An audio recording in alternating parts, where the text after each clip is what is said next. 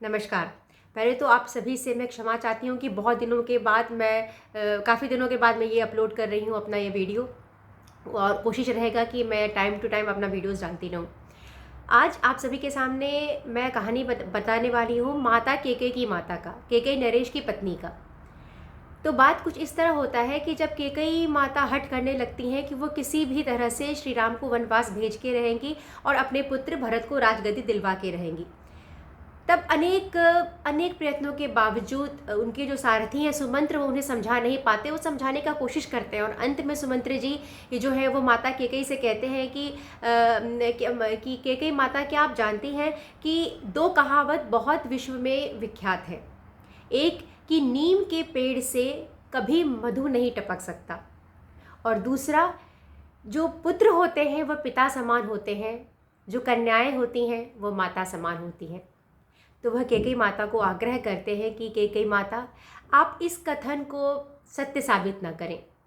यदि आपने भी वही काम किया जो आपकी माता केकई ने किया था, तो विश्व में यह जो कथन है, जो लोकोक्ति है, वो सत्य सिद्ध हो जाएगा। तो इसे ऐसा ना करें। तब वह केकई माता को उनकी माँ की कहानी सुनाते हैं। तो कहानी कुछ इस प्रकार है। केकई माता के पिता केकई नरेश को यह वरदान मिला था कि वह न पक्षी की भाषा को समझ सकते थे। पक्षी आपस में क्या वार्तालाप करते हैं अपने ची ची से, वो समझ जाते थे कि वो क्या बोल रहे हैं। जबकि मनुष्य इसे समझ नहीं पाते, पर उन्हें वरदान मिला था। तो जब वह एक बार अपनी पत्नी के साथ बैठे हुए थे, तो पक्षियों की चहचहाहट की आवाज़ आई। वो उसे ध्यान लगाकर सुनने लगे। उनकी पत्नी ये देख रही थी। कुछ देर के बाद वो हंस दिए। उनकी पत्नी को समझ नहीं आया। वो उन्हें लगा कि वो उन पर हंस रहे हैं, उनका मजाक उड़ा रहे हैं। वह इस बात से बहुत कुपित हुई। उन्होंने अपने पति से कहा केकई नरेश से कहा कि आप क्यों हंस रहे हैं, आप मुझे उसका कारण बताइए। केकई नरेश ये उन्हें नहीं बता सकते थे, क्योंकि यदि उन्होंने ऐसा कहा, वो उनकी चिड़ियों की बीच क्या वार्तालाप हुआ, यह किसी और को यह अगर सुनाते तो उसी समय उनकी मृत्यु हो जाती। और यह बात उन्होंने अपनी पत्नी से कहा कि देखो, मैं तुमसे नहीं बोल सकता, क्योंकि इसका ये कारण है कि जैसे ही मैं तुम्हें ये बोलूँगा मेरी संभवतः मृत्यु हो जाएगी। परंतु केकई माता की जो माता है वो बहुत नाराज़ हुई अपने पति से, और उन्होंने बोला कि नहीं, मुझे तो कारण जानना ही है कि आप क्यों हंसे। उन्हें ऐसा लग रहा था कि वो उनकी हंसी उड़ाने के लिए ही हंसे हैं। वो समझने का कोशिश नहीं कर रही थी। राजा को समझ में नहीं आया केकई नरेश को क्या किया जाए। वो साधु के पास जाते हैं, उनसे पूछते हैं कि क्या करें, मेरी पत्नी बार बार हठ कर रही है कि मैं क्यों हंसा, ये कारण उन्हें बताऊं। साधु कहते, देखिए नरेश, आप ऐसा नहीं करिए। यदि आप ऐसा करते तो आपकी मृत्यु हो जाएगी। आप कुछ भी करिए, या संभव आप रानी को चाहे तो आप महल से निकाल भी सकते हैं, कुछ भी करिए, पर ये बात आप उनसे नहीं बोल सकते हैं। तब केके नरेश ऐसा ही करते हैं। वह उनकी हट के आगे झुकते नहीं हैं। केके माता की जो माता अपनी पत्नी के हट के आगे झुकते नहीं हैं, और उन्हें बोलते हैं कि वह महल से निकल जाए। इस प्रकार केकई माता की जो माता है, केकई नरेश की जो पत्नी है, वह अपने पति से हट के कारण इतना उन्होंने हट किया कि केकई नरेश ने उन्हें महल से जाने को कहा। वह अपने पति को समझ नहीं पाई।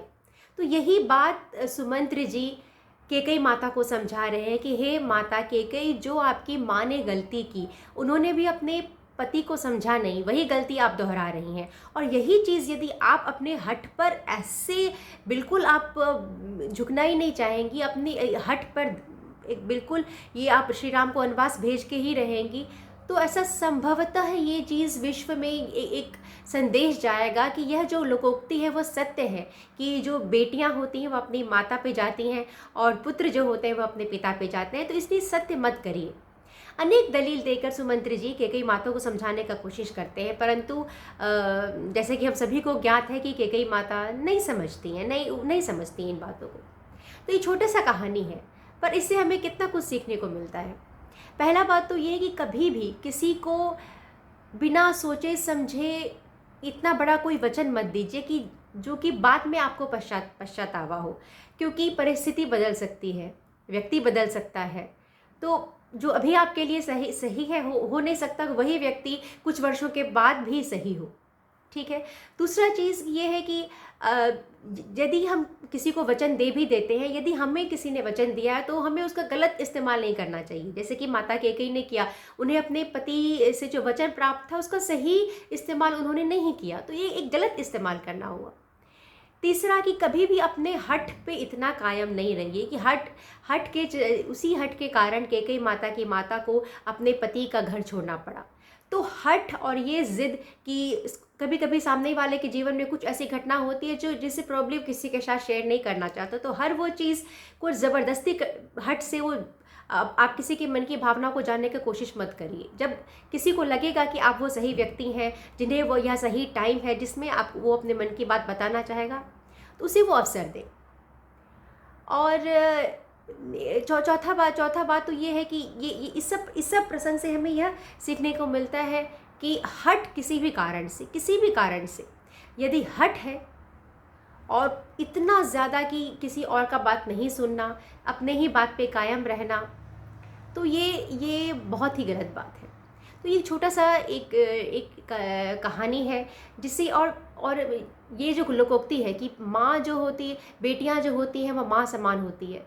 यदि किसी लड़की की माँ उसे गलत चीज़ सिखा रही है, तो जनरली ऐसा होता नहीं है, किसी की माँ गलत चीज़ नहीं सिखाते, किसी के पिता अपने पुत्र को गलत चीज़ नहीं बताते, बट कभी ऐसा हुआ तो ऐसा नहीं है कि वह उनकी माँ ने जैसा किया पुत्री को भी वैसे ही आचरण करना है, चाहे वो गलत ही हो।